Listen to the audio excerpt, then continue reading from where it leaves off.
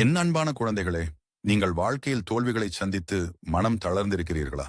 உங்கள் பாரங்களை சுமந்து இருளில் தவிப்பவர்களை நான் பார்க்கிறேன்.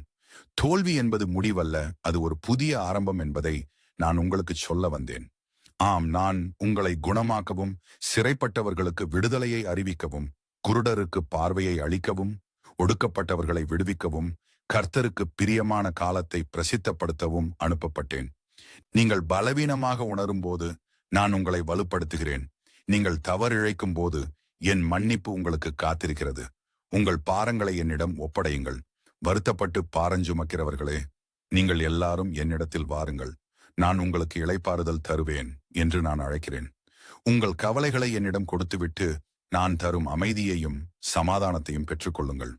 ஒவ்வொரு தோல்வியிலும் ஒரு பாடம் இருக்கிறது. அந்த பாடங்களை கற்றுக்கொண்டு மீண்டும் எழ நான் உங்களுக்கு வழிகாட்டுவேன்.